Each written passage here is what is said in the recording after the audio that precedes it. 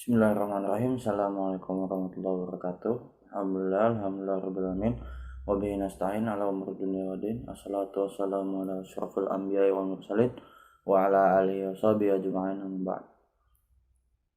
Yang terhormat Bapak dosen dan juga teman-teman sekalian, saya Arjuna Pranadia dan juga sahabat saya Dewi Mahanani dan juga Mita Mawarni, kami akan mempresentasikan atau membawakan materi kita, yaitu yang berjudul logika deduktif dan induktif.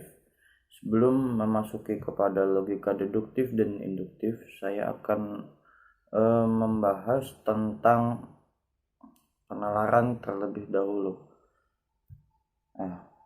Pengertian penalaran ya.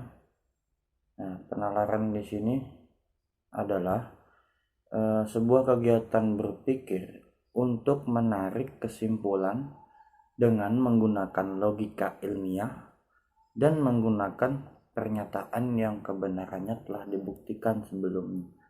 Jadi maksudnya adalah di sini adalah sebuah kegiatan berpikir, ya, kegiatan berpikir untuk menarik kesimpulan dari apa yang kita pikirkan dengan menggunakan sebuah logika, pola pikir, yaitu logika ilmiah, gitu. Nah, terus di sini ada pendapat menurut Depdiknas, Departemen Pendidikan Nasional, itu penalaran adalah cara, ya. Jadi di sini membahas tentang cara, rule, way. Jadi ada penalaran itu adalah cara atau perihal yang menggunakan nalar pemikiran atau cara berpikir logis, proses mental dalam mengembangkan pikiran dari beberapa fakta atau prinsip. Nah, jadi di sini ada metodenya, pasti ada caranya, cara menggunakan nalar. Nah, penalaran itu adalah cara kita agar menggunakan nalar ini atau pemikiran ini atau logika bahasanya itu dengan baik atau bahasanya logis, masuk akal. Nah, selanjutnya saya ingin membahas tentang pembahasan logika, inti pembahasan logika.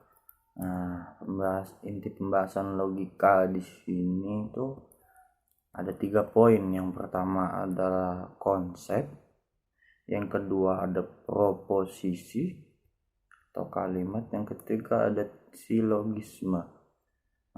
Apa itu konsep? Yaitu konsep adalah sebuah tangkapan akal manusia mengenai suatu objek baik bersifat material maupun non-material. Dia juga sering dimaknai sebagai sebuah makna yang dikandung oleh suatu objek.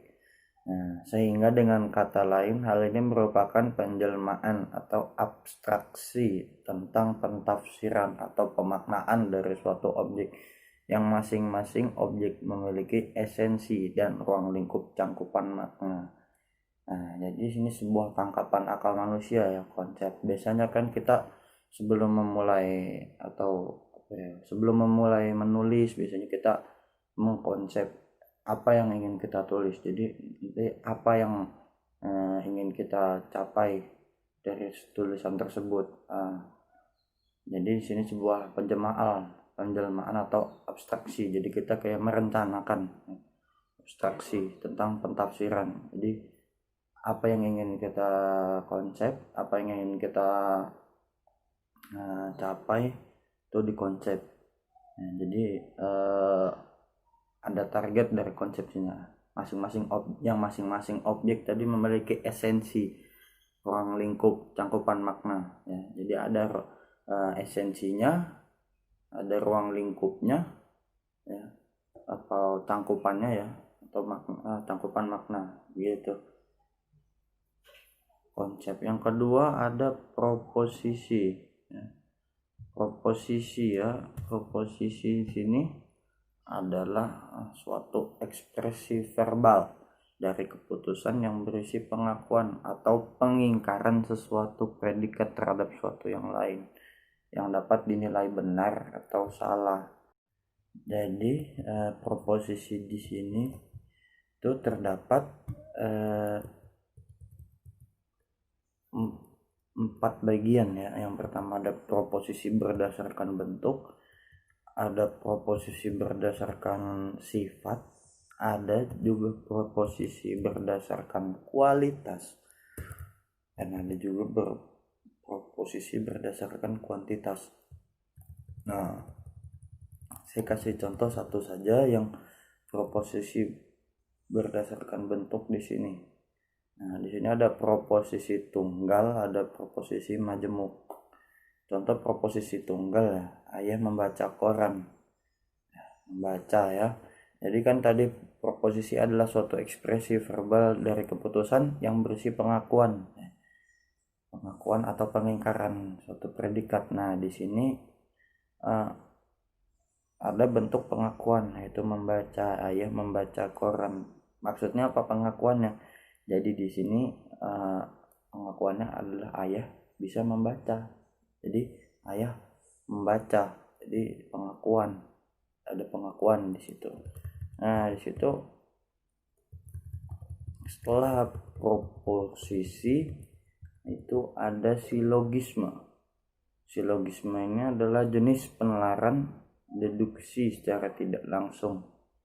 Nah, menurut Aristoteles, silogisme ini merupakan penemuan terbesar dari ahli filsafat terkenal. Dalam pengertiannya silogisme, pengertian umumnya, silogisme adalah suatu argumen deduktif yang terdiri dari 2 premis. Ya. Ada 2 premis. Premis itu apa? Pendapat. Ya, ada 2 pendapat, 2 premis. Ya. Dan 1 kesimpulan. Silogisme ini adalah setiap penyimpulan tidak langsung. Jadi yang kedua, yang dari 2 proposisi, premis-premis disimpulkan suatu proposisi baru, kesimpulan. Nah, jadi contohnya langsung ke contohnya aja ya. Di sini ada 3 jenis silogisme, ada kategoris, hipotesis, dan juga alternatif. Saya kasih contoh satu. Di sini ada 2 seperti yang tadi bilang ya, ada 2 premis, 1 kesimpulan. Di sini kategoris ya. Contohnya, semua manusia adalah makhluk berakal budi. Itu namanya premis mayor. Ya. Semua, karena ada semua. Jadi cangkupannya lebih luas. Premis mayor. Ya. Setelah itu, afdan adalah manusia. Jadi itu premis minornya, cangkupannya kecil, hanya membahas afdan. Tadi kan semua manusia, cangkupannya luas. Dan selanjutnya ada premis yang kedua, ada afdan adalah manusia, itu premis minor, cangkupannya kecil. Selanjutnya jadi afdan, kesimpulannya ya, jadi afdan adalah makhluk berakal budi. Nah, begitu kira-kira teman-teman. Ini semua manusia adalah makhluk berakal budi, itu premis mayornya. Afdan adalah manusia, premis minornya. Dan kesimpulannya adalah afdan adalah makhluk berakal budi. Ya, seperti contohnya seperti itu teman-teman. Bismillahirrahmanirrahim. Bab yang selanjutnya adalah hubungan filsafat dengan logika. Yang pertama, logika sebagai instrumentalisme. Nah, di sini logika dianggap sebagai sebuah sarana atau instrumen, sehingga logika ini dianggap menciptakan hal yang sebenarnya. Karena jika manusia menitik pusatkan alam, maka ia akan memberikan kepastian yang jelas dan dalam cakupan yang luas. Namun tidak demikian jika pusatnya adalah kehidupan, sebab hidup hanya membawa kepada ketidakpastian. Yang kedua, logika sebagai formalisme. Anggapan bahwa dengan mengikuti hukum-hukum pikir maka seseorang dapat mencapai sebuah kebenaran. sehingga adanya kontradiksi antara komitmen pada aturan-aturan secara mekanis dapat diterapkan sebagai suatu bentuk penyelesaian perselisihan yang tepat. Maksudnya adalah logika sebagai sebuah penyelesaian problematika karena bersifat skematis dan teratur. Yang selanjutnya adalah logika sebagai universalisme. Ini adalah keyakinan yang mengatakan bahwa pengetahuan merupakan hasil dari pekerjaan logika bisa mencapai derajat kebenaran universal atau mencakup seluruhnya. Untuk mencapai ini, Aristoteles mengungkapkan sebuah proposisi yang bersifat universal selalu didahulukan sebelum menyebutkan hal-hal yang bersifat khusus. Maka dari itu, walaupun logika bersifat universal, namun ia mengandung implikasi ke semua dan mengantarkan kepada adanya keterbatasan manusia. Yang keempat, logika sebagai saintisme. Anggapan ini mengatakan bahwa suatu pengetahuan yang ada pada derajat keilmiahan tertinggi adalah sains. Nah, dan adapun posisi logika merupakan alat kontrol dan baca ilmu pengetahuan, tetapi tidak sepenuhnya mutlak sebagai dasar dari sains. Dalam pandangan ini, filsafat dinilai menolak atau menerima apapun yang tidak bisa diketahui secara jelas dan terpilah-pilah, sehingga suatu ilmu pengetahuan haruslah merupakan suatu hal yang diafirmasi oleh bukti-bukti yang nyata dan dapat dipertanggungjawabkan secara rasional. Materi berikutnya yaitu tentang penalaran deduktif dan penalaran induktif. Pengertian dari penalaran deduktif yaitu deduksi berasal dari bahasa Inggris deduction, yang berarti penarikan kesimpulan dari keadaan-keadaan yang umum, menemukan yang khusus dari yang umum. Lawannya induksi. Penalaran deduktif adalah penarikan kesimpulan berdasarkan aturan yang telah disepakati yang bertolak dari hal-hal yang bersifat umum kepada hal-hal yang bersifat khusus. Menurut Mundiri, penalaran deduktif adalah suatu kerangka atau cara berpikir yang bertolak dari sebuah asumsi atau pernyataan yang bersifat umum untuk mencapai sebuah kesimpulan yang bermakna lebih khusus. Berdasarkan pendapat di atas, maka dapat disimpulkan penalaran deduktif adalah suatu proses penarikan kesimpulan dari hal-hal yang umum ke hal-hal yang khusus. Kemudian indikator penalaran deduktif. Indikator penalaran deduktif diantaranya ada 1. Memahami masalah. Yang kedua, merencanakan perhitungan berdasarkan aturan atau rumus tertentu. Kemudian yang ketiga, melaksanakan perhitungan berdasarkan aturan atau rumus tertentu. Kemudian yang keempat, menarik kesimpulan secara deduktif. Kemudian penalaran induktif. Pengertian dari penalaran induktif adalah penarikan kesimpulan yang bertolak dari hal-hal yang khusus atau spesifik ke hal-hal yang bersifat umum. Penalaran induktif merupakan proses berpikir untuk menarik kesimpulan tentang hal umum yang berpijak pada hal yang khusus. Penalaran induktif juga dapat diartikan sebagai menarik suatu kesimpulan yang bersifat umum atau khusus berdasarkan data yang teramati. Nilai keberadaan dalam penalaran induktif dapat bernilai benar atau salah. Penalaran induktif dapat dilakukan secara sederhana dengan mencoba-coba. Nah, berdasarkan pendapat di atas, maka dapat disimpulkan bahwa penalaran induktif adalah suatu proses penarikan kesimpulan dari hal-hal yang khusus ke dalam hal-hal yang umum. Nah, kemudian macam-macam penalaran induktif.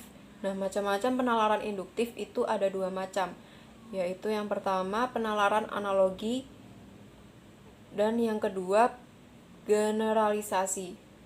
Nah, penalaran analogi yaitu salah satu metode untuk bernalar adalah dengan menggunakan analogi. Nah, analogi adalah berbicara tentang suatu hal yang berlainan dan dua hal yang berlainan lalu dibandingkan. Nah, penalaran analogi merupakan penalaran induktif dengan membandingkan dua hal yang banyak persamaannya.